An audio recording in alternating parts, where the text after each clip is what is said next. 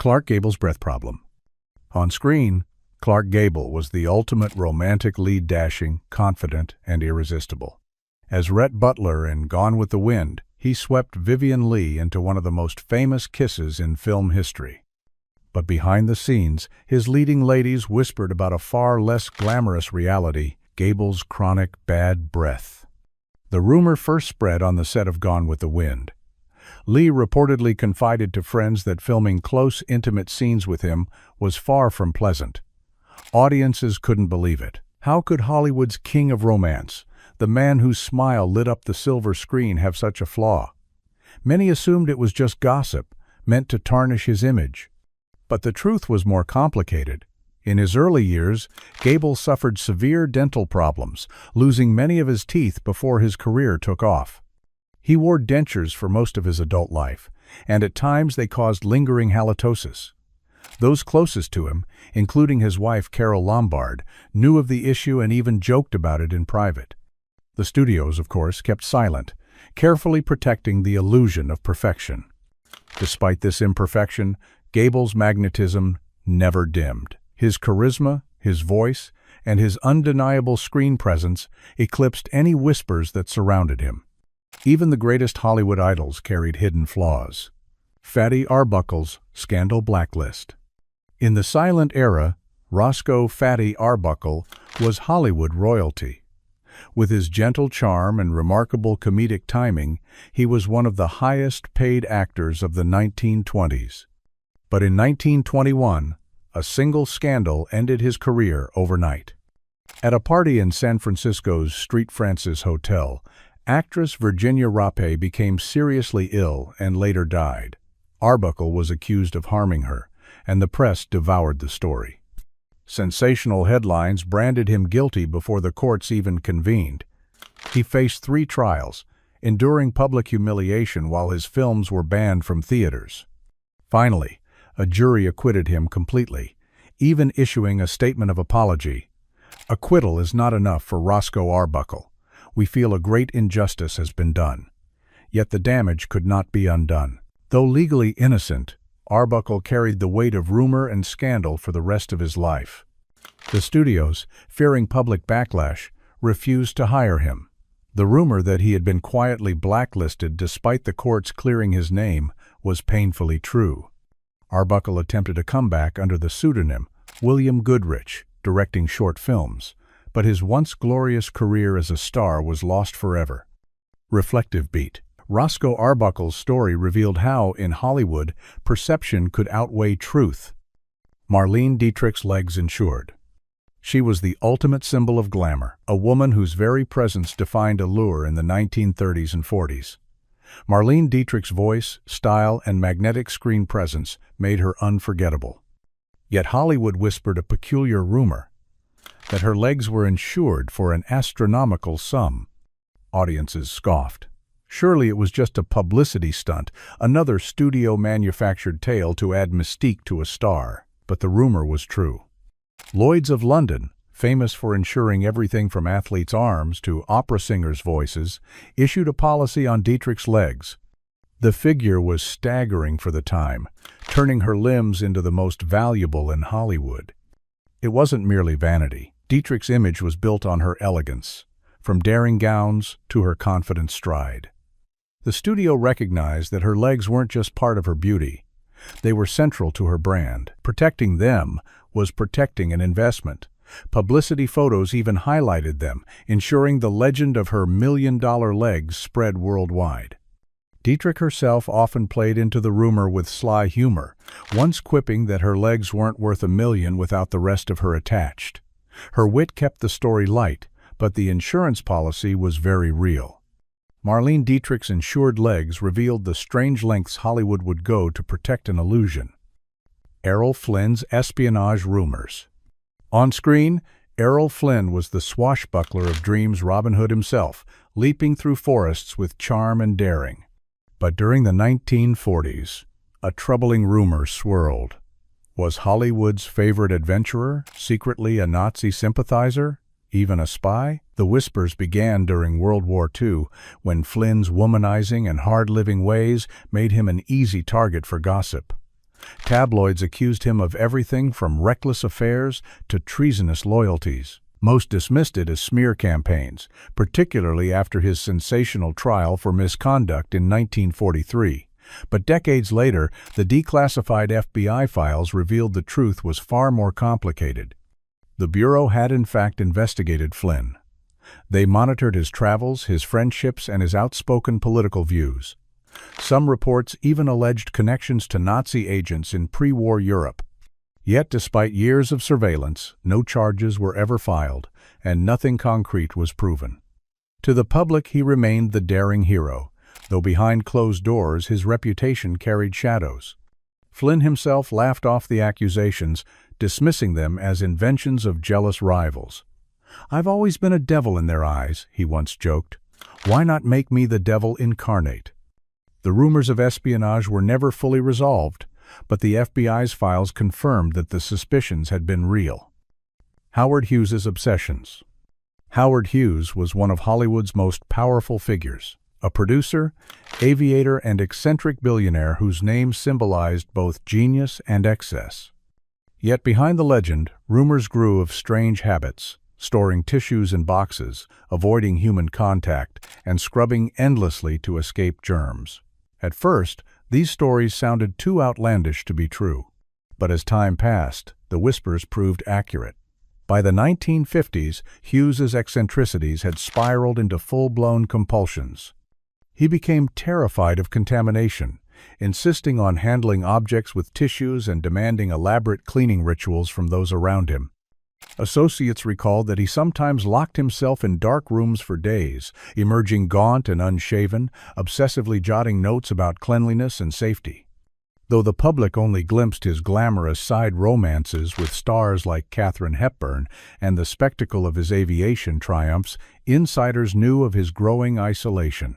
Former employees later confirmed that Hughes would give bizarre orders, such as requiring staff to wash their hands repeatedly with special soaps or burning clothes if they brushed against something he deemed unclean. For decades, studios and associates tried to shield his reputation, dismissing the rumors as exaggerations.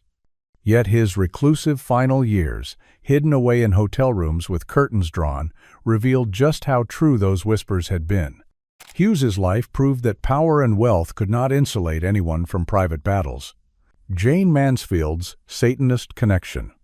In the 1950s and 60s, Jane Mansfield was one of Hollywood's most recognizable beauty symbols, a blonde bombshell promoted as a rival to Marilyn Monroe. Yet alongside her glittering career, a strange rumor followed her, that she had ties to Anton LaVey, founder of the Church of Satan. At first, many dismissed it as typical tabloid sensationalism. Hollywood loved to weave scandalous tales, and linking a glamorous actress to a shadowy cult seemed like perfect gossip. But this rumor, incredible as it sounded, was rooted in fact. Mansfield did in fact meet LaVey in the mid-60s, and photographs show her attending events at his notorious Black House in San Francisco. Accounts vary on the depth of their connection. Some claim she flirted with the association for publicity, while others suggest she was genuinely fascinated by LaVey's dark persona. LaVey himself fueled the legend, hinting that Mansfield was one of his high priestesses, though this was likely more theatrical than literal. Friends of Mansfield later recalled that she enjoyed the drama of shocking people, and her visits to LaVey may have been just another way of playing with her public image. Still, the evidence, the photos, the appearances, the headlines confirmed that the rumor was not invented.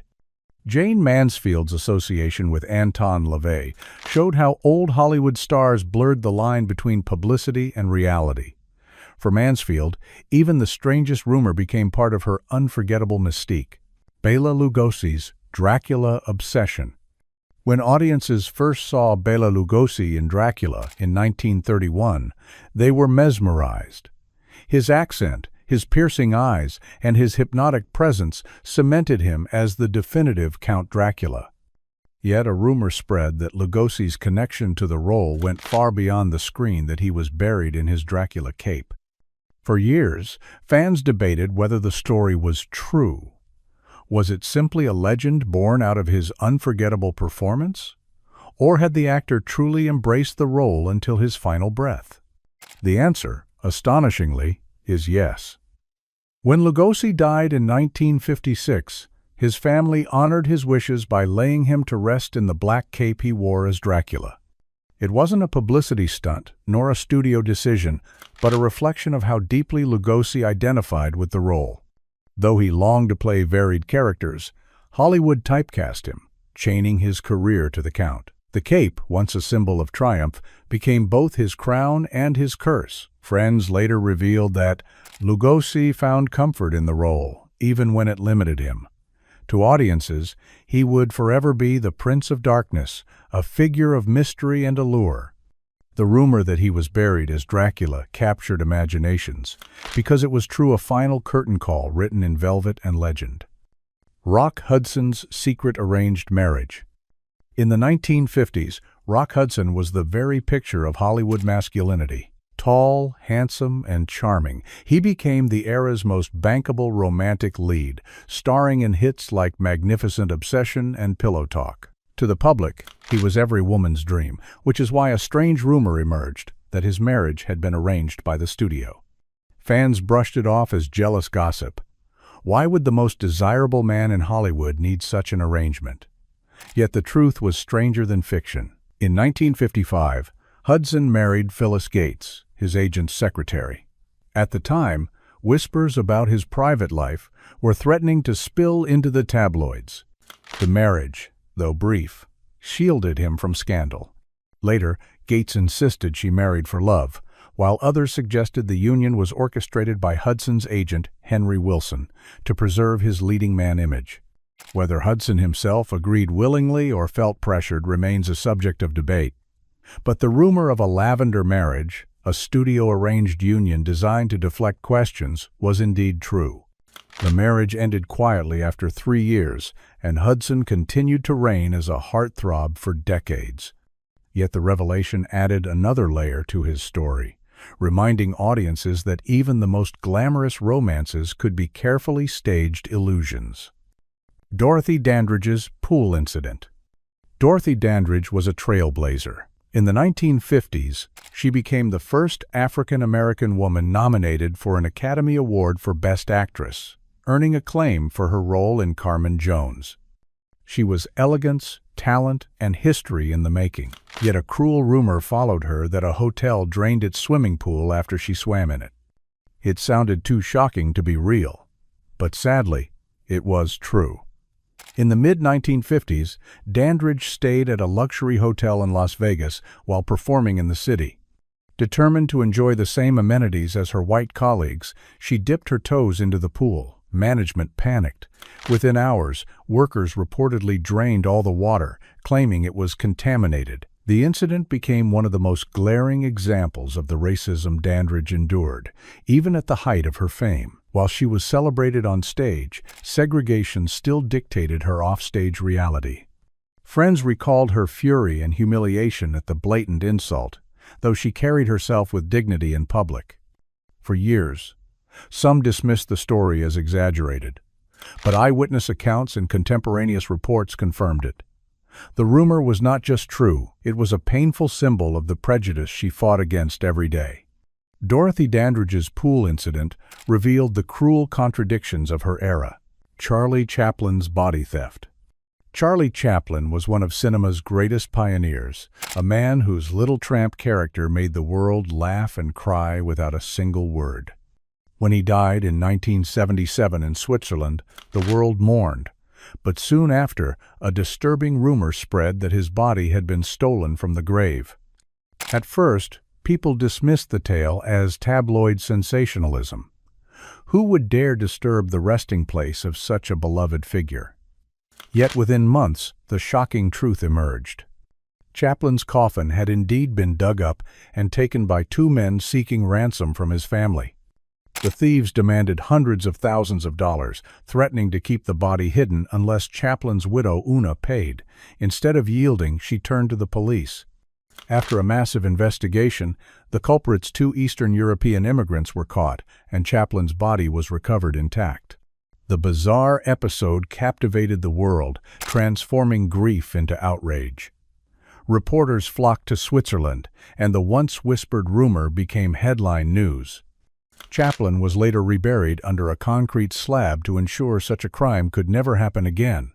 Though it sounded like a macabre legend, the story was entirely real, a final act of absurdity in the life of a man who had so often turned absurdity into art. Charlie Chaplin had spent his career turning the struggles of ordinary life into comedy. Marilyn Monroe's dress sewn on. On May 19, 1962, Madison Square Garden glittered with anticipation. President John F. Kennedy's birthday celebration had already drawn stars, but it was Marilyn Monroe who stole the night. Draped in a gown so sheer it seemed like liquid light, she sang, "Happy Birthday, Mr. President," in a moment that became legend. Soon after, a rumor spread. The dress was so tight, it had to be sewn directly onto her body. For years, many thought it was just another piece of Hollywood exaggeration. Yet the rumor was true. Designed by Jean-Louis, the gown was cut from sheer fabric and hand-embroidered with thousands of sparkling rhinestones. It was made to fit Monroe like a second skin, leaving no room for undergarments, zippers, or adjustments. To achieve the flawless look, seamstresses stitched her into the gown before the event. Witnesses recalled how Monroe shimmered beneath the stage lights, the dress catching every flashbulb and gasp from the crowd. What audiences saw as effortless glamour was in fact a carefully orchestrated moment of daring fashion. The gown itself was later sold at auction for millions, cementing its place in history as one of Hollywood's most iconic costumes. But the truth behind the rumor that it was literally sewn onto Monroe revealed the lengths stars and designers went to create unforgettable spectacle. Marilyn Monroe's dress was more than a garment. It was a performance. In that stitched, tight gown, she embodied the fragile illusion of Hollywood perfection. Alfred Hitchcock's The Birds Torture Rumor. Alfred Hitchcock was known as the master of suspense, a director who could transform ordinary scenes into pure terror. But during the filming of The Birds in 1962, a troubling rumor emerged. That actress Tippi Hedren had been subjected to real attacks by live birds, day after day. At the time, some dismissed it as an exaggeration. Surely Hollywood would never put its stars in such danger. Yet the rumor was true. Hedren had been promised that mechanical birds would be used for the film's most terrifying scenes. Instead, Hitchcock ordered crates of real birds released directly at her. For 5 grueling days, she endured wave after wave of gulls, crows, and ravens, their wings beating against her as handlers threw them toward her face. In one harrowing moment, a bird's claw sliced her cheek, and another nearly injured her eye. Exhausted and trembling, Hedren collapsed after filming the infamous attic scene. Doctors ordered her a week's rest, but the emotional toll lingered far longer. Years later, she spoke openly about the ordeal, describing the experience as one of the most terrifying moments of her life. The shocking truth revealed how far Hitchcock would go in pursuit of authenticity, pushing his actors to their physical and emotional limits.